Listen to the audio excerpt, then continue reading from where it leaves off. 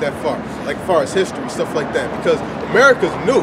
It's been newly discovered, you know. So the 10 tribes, they had left to go to a land where never mankind dwelt, so where there was no man standing here. And you can go into history, and you can find out that there was people living in Europe.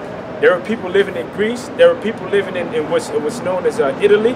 There was people living in the continent of Africa, in the Middle East, Asia, Asia Major, Asia Minor.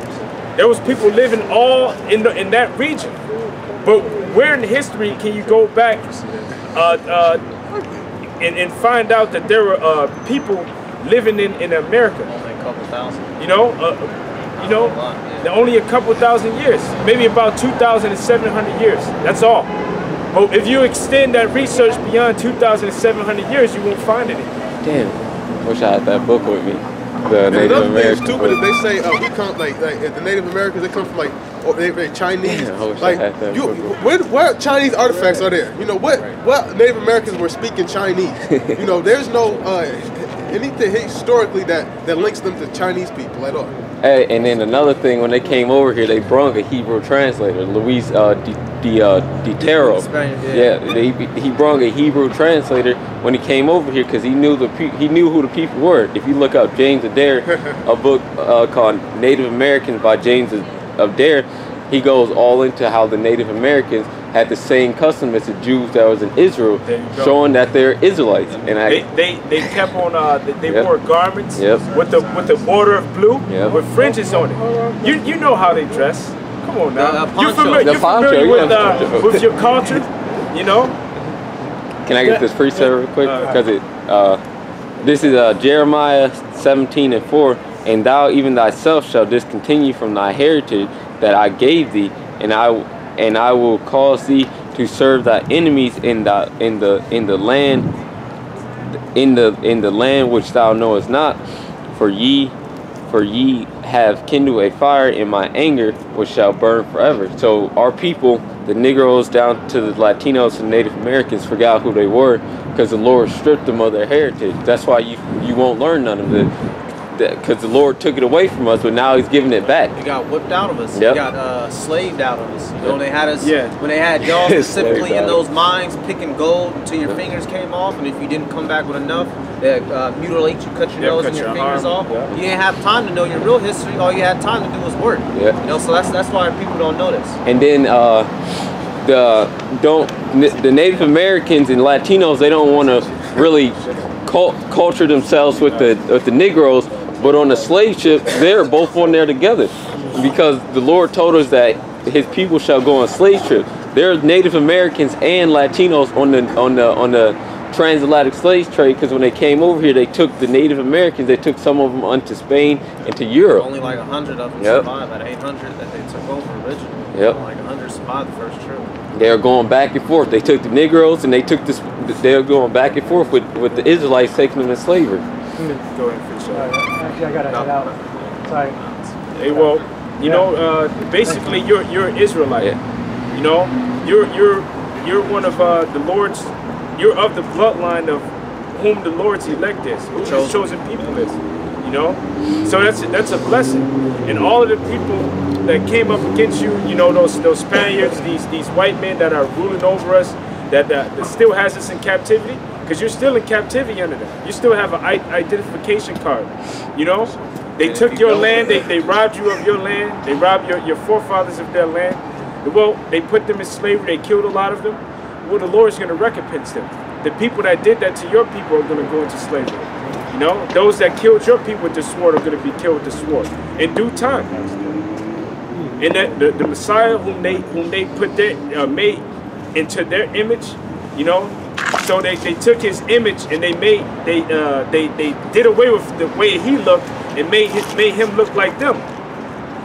Well, he's really a Negroid looking man according to the Bible. When He comes back, he's gonna humiliate them and annihilate them.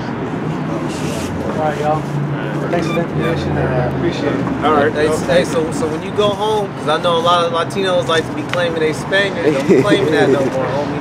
You ain't no Spaniard. You ain't never claimed that. You're Israelite. That's good for you. Yeah, you ain't no Spaniard. They be, I'm half white. Don't be claiming that shit. Man. You're Israelite, man. Take that home with you. Do some studying.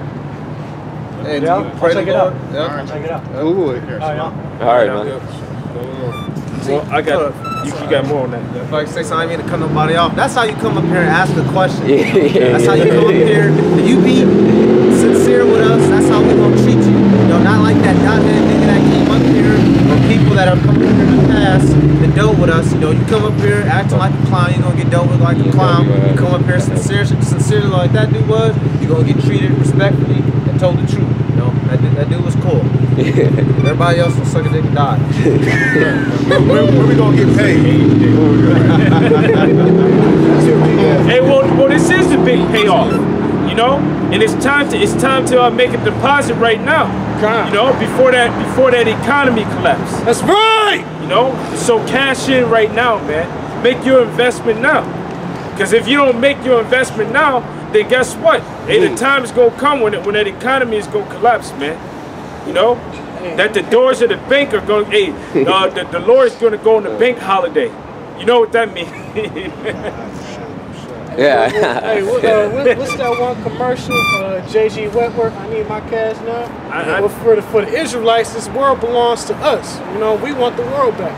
You know, we want that rightful rulership. You know, under Yahweh, Hashem Yahweh Shah. Hey, finish that up, brother. For real. I'll start back up at verse 40. Those are the 10 tribes which were carried away prisoners out of their own land in the time of Osiah the king, whom Salmanasseh the king of Assyria led away captive, and he carried them over the waters. And so came they into another land. But they took this counsel among themselves that they will leave the multitude of the heathen and go forth into another country where never mankind dwelt. And if I can't point that out, that also shows you that we're not supposed to be around the heathens, because it said that they had a counsel among themselves to get away from the heathens. So that they might keep their statutes, which they never kept in their own land. You know? And they entered into the Euphrates by the narrow passage of the river, for the Most High then showed signs for them, and held still the flood till they were passed over. For through that country there was a great way to go, namely of a year and a half, in the same region is called Azareth. So the time that they basically went through the Euphrates rivers and traveled all the way around Africa, because it don't take no damn fucking a year to get to fucking India. I don't know where the fuck that the 10 tribes to India shit came from. You know, I don't know what the fuck type of book of Enoch that y'all reading and shit like that. But how is that an unknown land? How is that an uninhabited land where the children of Eli was there? Motherland. You know, so how is it? You know, and how would it take them? What did it say? A year and a half to get there, if they're already in that region. Right. You know, so makes sense. So here's the thing. From the time of Solomon, they always knew. My brother. They always knew about America, man. This is 1 Kings 10 and 22. For the king had at sea a navy of Tarshish, which with the navy of Hiram. Once in 3 years came the navy of Tarshish, bringing gold and silver and ivory and apes and peacocks. So King Solomon exceeded all the kings of the earth with riches and for wisdom. You know, so were they getting apes and peacocks from Europe? Nope. You know, they were getting them from America. You know, because the Tarshish is what's known today as modern day Spain. You know, so it took a year and a half to get to South America where they were going, and it took a year and a half to get back. And they will bring gold, ivory, ice. They will bring gold. It's cool. Let them know. Step to the side. I'm Muslim. You step out. It says. My fault. I don't mean no disrespect. I like your talk. It says once in 3 years came the navy of Tarshish, bringing gold and silver, ivory and apes and peacocks. You know, I believe in some of the Bible. So they were getting that from South America, man. Yeah, I got one more because of the Las Lunas stone, right? He's dismissing me, so how I mentioned to the guy about the Las Lunas stone. I'm a man. Because I'm a grown ass man. Because on the Las Lunas stone there was Paleo Hebrew, right? That's one way that you know that the children that the Native Americans and Latinos that they were of the, and you know y'all brothers were distracting me more than that guy, you know, laughing. Hey, fuck Islam, man. This Bible is true. That's right. That's right. That's right. That's right, bro. Hey, he's a devil, but don't allow him to get you out of the spirit, you know. Yeah, no, Islam is the truth. He sound like what's my man's that rapper? What's that rapper? Oh yeah. Yeah, no, not Baines. My eyes, right? Yeah, right. Yeah. Islam is the truth. Got to remember that. Hey man, this ain't Somalia. Right. I know. So this is America. No, but just to stick to the truth, right? You know, I mean, just to stay on topic. Basically, when the Native Americans came over here, they spoke that Paleo Hebrew. That's how you know that they were from that region. That's how you know that they were from that region, because that language was spoken predominantly in the land of Canaan. You know, it was spoken predominantly in the region that's known as Israel. So this is Isaiah 19 and 17, 18, Salakia. It says, "In that day shall 5 cities in the land of Egypt speak the language of Canaan, and swear to Yahweh of hosts. One shall be called the city of destruction." You know, and so we're even the Most High is causing us to speak that language again, man. You know, so the 5 cities represents. It's not literally 5 cities, but basically it's talking about us coming back and learning the true language. You know, which learning the true language, we learned the true name of the Most High. We learned the true name of His Son. You know, but the 10 tribes, when they were here, they had the language. They didn't all the way. They knew the name of the Most High, you know, but then they began to lose it. That's when the scripture came into effect that the brother read, that you shall discontinue from thy heritage. You know, but we're getting it all back through the Spirit, man. And that's the reason why you see all these different scoffers and demons coming up like that. You know. And then to say something, me and Malak was talking about this last night. This is a real demonic month. This whole month is real super demonic, and these demons are being more invoked by all these scoffers. You got the election bullshit going on. These demons are just out here, man. I told Malak, this is the most wickedest October I've ever felt in my entire life. This shit is just super fucking evil. It's demons just running everywhere around here. And then on Halloween it's going more increase. And then when the election comes, because that's a whole ritual.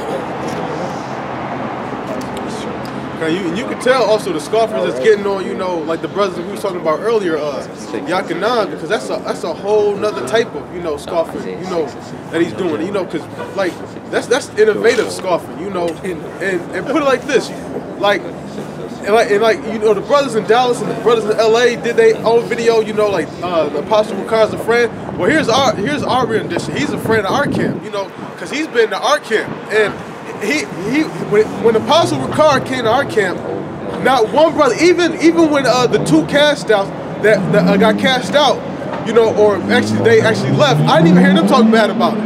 You know, they probably could have, but I didn't hear them talk bad. But the brother was enjoyable to be around. I remember when I first saw him. I saw him in New York, and I was first bugging just to see Apostle Monatizak, and then on top of that, I turn around and I see Elder Apostle Ricard, and I'm bugging too. And I told both of those brothers, I said, yo, y'all brothers got to come to Detroit. And sure enough, Apostle Monatizak and Apostle Gabar, they both came to Detroit. And I also said, yep, you called too. Because I messaged him. I said around the time where all that stuff was happening, I think in Flint, and I was like, I asked him like when he came here, I was like, who controls your channel? Because I messaged one of y'all brothers, you got to come to Detroit. And he was like, yeah, it was me. And so I was talking to Yakar, and I said, he got to come to Detroit. And actually, he came to Detroit too. Oh no, you said Apostle Gabar. Gabar? Yeah, I was trying to tell you Apostle Ricard. Oh, Ricard. Yeah, it's a lot. Oh, okay, come. Well, Apostle Ricard, he came to Detroit, and he did ask for avocados. I had no problem. I was honored to go and get it. I was upset because I thought avocados. Right. I didn't even know which avocado was bad. I bought so many because I was afraid that I might get a bad avocado. And I felt bad because when I actually left, I forgot to give the brothers my phone number. Because everybody at the house was left. So just in case something happened, that they, I felt bad about that. But they didn't get on me about like, yo, brother, you got to do this, you got to do that. And I was a little late. I ain't get no arrogance from that. He wanted his yellowtail, got the yellowtail. Nothing but love. Right, nothing but love. And the brother wanted to wash his clothes at the house. We came down. And I had some detergent, and he was Apostle Ricard was putting it in, and I was like, go ahead and put more in, because I know how I wash my clothes. I use a lot, I dump mine in, and